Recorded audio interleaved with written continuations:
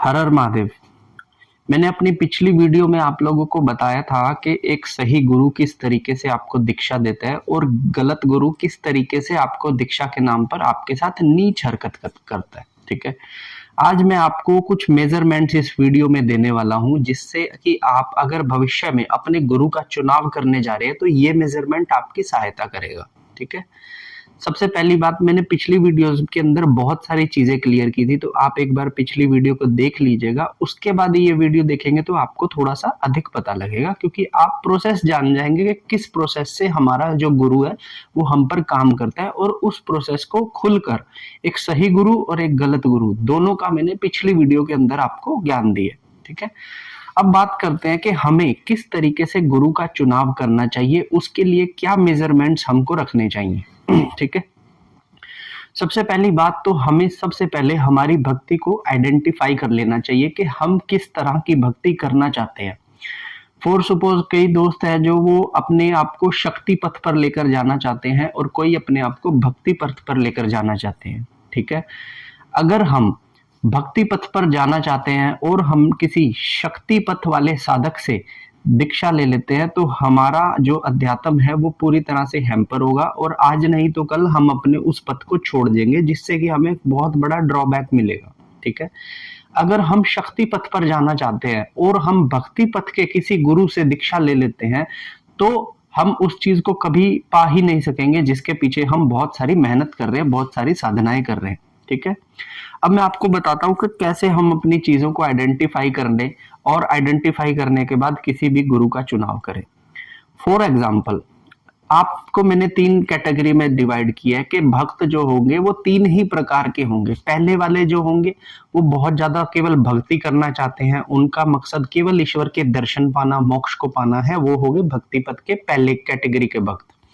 दूसरी कैटेगरी के भक्त वो हो गए जो अपनी कुंडलिनी को वेक करना चाहते हैं, जो दिव्य दृष्टि का एक्सपीरियंस करना चाहते हैं, डिवाइन सोल्स के साथ बहुत सारी बातें करना चाहते हैं, वो हो गए दूसरी तरह के। तीसरी तरह के भक्त वो हो गए जो स्पिरिचुअल एनर्जी के साथ लोगों का उपचार करना चाहते हैं, लोगों के ऊपर जैसे गद्दी लगाकर दूसरों का कल्याण, लोक कल्याण का काम करना चाहते हैं। अब आप इन तीनों में से कौन से वाले हैं ये आप देख लीजिएगा। तो सबसे पहले मैं बात करूंगा जो लोग अध्यात्म के रास्ते पर केवल मोक्ष पाना चाहते हैं, ईश्वर के दर्शन करना चाहते हैं और अपने जीवन का अंत ईश्वर की गोद में करना चाहते हैं। ऐसा व्यक्ति हमेशा भक्ति पथ के साधक से ही दीक्षा ले, मतलब जो भक्ति पथ का गुरु है केवल उसी व्यक्ति से दीक्षा ले, क्योंकि वो व्यक्ति अपने मंत्रों के द्वारा आपके जीवन के जो कर्मिक बैलेंस है उसको आराम से डिसॉल्व करवा देगा, और अपनी लाइफ के अंत में आप एक्सपीरियंस तो करोगे ही हर एक चीज का, और अपनी लाइफ के एक्सपीरियंस में आप ईश्वर की प्राप्ति कर लोगे। ये हो गए भक्ति पथ वालों के लिए, इनको कट कर दिया। जो लोग दूसरे प्रकार के हैं, जो मतलब कि अपनी कुंडली को अवेक करना चाहते हैं, दिव्य दृष्टि का एक्सपीरियंस करना चाहते हैं, कैसे हमारी जो सोल है, जो हमारा सूक्ष्म शरीर है वो स्थूल शरीर से बाहर निकलता है, जो यात्रा करना चाहते हैं, किस तरीके से वो करना चाहते हैं, वो हो गया दूसरे प्रकार के। ऐसे व्यक्ति या तो जो रैकी का काम करते हैं, जो हीलर्स होते हैं, आपने सुना होगा कि हीलिंग के थ्रू जो चक्रास पे काम करते हैं लोग, चक्रास को बैलेंस करते हैं, चक्रा को बैलेंस करके किसी के भी रोगों को कम करते हैं, या तो वो इस तरह के लोगों से दीक्षा ले, या फिर किसी भी बड़े स्थान पर जाकर, किसी सही स्थान, मतलब कि मैं अवॉइड करूंगा माता काली या हनुमान जी के स्थान को अवॉइड करके कोई दूसरे स्थान, जैसे आप नीम करोली जाकर, या फिर आप वैष्णो देवी जाकर, या केदारनाथ जाकर आप किसी गुरु से दीक्षा ले सकते हैं, उसका मंत्र ले सकते हैं जो आपकी कुंडलिनी को उठाने का काम करेगा, जो आपको दिव्य दृष्टि प्रदान करेगा। या फिर जो व्यक्ति रैकी करता है, जो व्यक्ति हीलर है, हीलिंग करता है दूसरों की मंत्र ऊर्जा से, आप उसकी सहायता ले सकते हैं। ठीक है, ये हो गए दूसरे तरीके के लोग, आप दीक्षा लीजिएगा तो इनसे लीजिएगा। तीसरे, जो लोग लोक कल्याण का काम करना चाहते हैं, ठीक है, जो लोग लोक कल्याण का काम करना चाहते हैं उन्हें किसी ऐसे व्यक्ति से ही दीक्षा लेनी पड़ेगी जो लोक कल्याण का काम कर रहे हैं। ठीक है, अब यहाँ पे सबसे बड़ी बात ये आ जाती है कि लोक कल्याण का काम करने के लिए किस तरह की शक्तियों की आवश्यकता होती है। अब अगर आपको ये लग रहा है कि लोक कल्याण का काम हम हनुमान जी की सिद्धि या फिर माता काली की केवल सिद्धि करके ही लोक कल्याण का काम कर सकते हैं, तो इस बात पर मैं पूरी तरह से काटा मारता हूँ, क्योंकि किसी भी दरबार के अंदर काम करने वाली जो शक्तियां होती हैं वो दूत होते हैं, वो प्रेत सिद्ध किए होते हैं, वो जिन जिन्नात सिद्ध किए होते हैं और वो माता काली की सेना में ही आते हैं।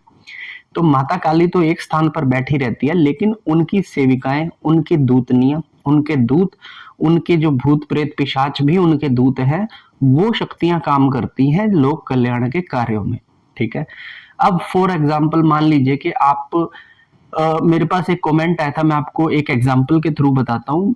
उन भाई ने मुझे बोला कि मैं गायत्री मंत्र करता था और मैंने माता काली के साधक से बजरंग बली का एक मंत्र ले लिया, जिसके बाद मेरे दिन खराब आ गए।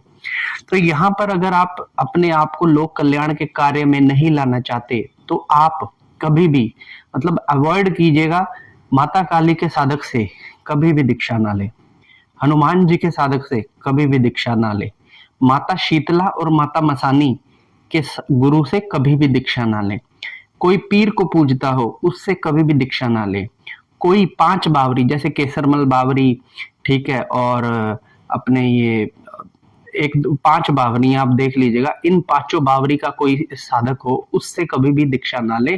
क्योंकि जो व्यक्ति माता मसानी, शीतला, पीर, बावरी इनको पूजता है ना और गद्दियां लगाता है, उसको प्रेत बाधा हमेशा रहेगी ही रहेगी। आप देख लीजिएगा कि जिसके घर में पीर पूज रहे होंगे, जिसके घर में बावरी पूज रहे होंगे, जिसके घर में माता शीतला, माता मसानी, माता चौगानन पूज रही होगी, इन लोगों के घर में प्रेत बाधा बहुत ज्यादा, मतलब 80% चांस रहेंगे कि इन लोगों को प्रेत बाधा हो। तो आप जब भी चुनाव करें तो इन लोगों का चुनाव ना करें। अब मान लीजिए आप लोक कल्याण के पथ पर जाना चाहते हैं तो सबसे पहले आप दीक्षा लीजिए हनुमान जी की। ठीक है, क्योंकि हनुमान जी एक जीवित देह के साथ कलयुग में निवास करते हैं। ठीक है, आप उनकी दीक्षा लीजिए, हनुमान जी के मंत्रों को चलाइए। उसके बाद आप भैरव की दीक्षा ले सकते हैं, माता काली की दीक्षा ले सकते हैं, लेकिन अभी प्रॉपर खेलने के उस पर मत जाइएगा कि मुझे हाजिरी ही लेनी है, क्योंकि हाजिरी जो है वो अपने आप एक समय के अनुसार आएगी। अगर जल्दी हाजिरी आ जाए तो समझ लेना कोई गलत चीज है, अगर लेट हाजिरी आए तो समझ लेना कि ये ही पावर हो सकती है। ठीक है, तो आपको ये मैंने क्राइटेरिया बता दिए 3 अलग अलग कि आप किस दिशा में जाना चाहते हैं, आपकी भक्ति के हिसाब से आपको गुरु धारण करना है। ठीक है, अब हम सामने वाले गुरु का चुनाव करेंगे तो हम कैसे देखेंगे कि उसके अंदर कौन कौन सी चीजें हैं। सबसे पहली चीज होती है गुरु की विचारधारा। ठीक है, आप जिस भी गुरु से मिल रहे हैं, अगर गुरु आपको ये बात कह देता है कि मेरे दरबार से जुड़ो रहो, मुझसे जुड़े रहो, तुम्हारी जिंदगी की हर चीज बना दूंगा, तुम्हारा कल्याण कर दूंगा, तुम्हारे सारे काम बना दूंगा, तो समझ लीजिएगा उससे झूठा कोई गुरु होगा ही नहीं। क्योंकि व्यक्ति अपने जीवन में अपने कर्मों की हुई सजा को ही भुगतने के लिए आया है और वही भुगत के जाएगा। आप अपनी आगे की दिशाओं को चेंज कर सकते हैं, लेकिन करंट में जो जीवन चल रहा है उसकी समस्याओं को खत्म नहीं कर सकते। तो सबसे पहली चीज तो ये। ठीक है, दूसरी चीज, कुछ लोग नाम किसी और देवी देवता का लगा देते हैं, नाम माता काली का लगा देंगे, लेकिन उनके पास चलाने के लिए शमशानी शक्तियों का सहारा लिया जाता है। तो जब आपको लगे कि कोई व्यक्ति माँ काली का दरबार चला रहा है, लेकिन वो अप्सराओं से या फिर किसी ऐसी दूसरी एंटिटीज के मंत्र आप लोगों को दे रहा है, आप उनके आसपास के लोगों से जब पता करेंगे तो आपको पता लग जाएगा। अगर वो ऐसे मंत्र दे रहा है तो आप समझ लीजिए कि सामने वाला व्यक्ति गलत चीजों को चलाकर अपना दरबार चला रहा है। तो ऐसे दरबार से भी दीक्षा ना लें। ठीक है, तीसरी चीज, जो दरबार आपको कम जाप और अधिक भोग पर ज्ञान दे, ऐसे दरबार से कट जाना। क्योंकि जाप ईश्वर को खींचता है, भोग नहीं खींचते। भोग भूत प्रेतों को खींचते हैं, ईश्वर को नहीं खींचते। इसीलिए जो व्यक्ति आपसे कड़ी मेहनत साधना करवाए, मंत्र जाप करवाए और कम भोग दिलवाए, वो गुरु आपके लिए हमेशा परफेक्ट रहेगा। लेकिन जो व्यक्ति स्टार्टिंग में ही भोग रख रख के आपको जाप करने को कहे, ऐसे जाप आप कभी मत करना, ऐसे गुरु को कभी मत पकड़ना, क्योंकि उससे आपको पॉजिटिविटी की बजाय हमेशा नेगेटिविटी ही आएगी। और कई चांसेस में तो ये नेगेटिविटी गुरु द्वारा ही छोड़ दी जाती है आपके ऊपर।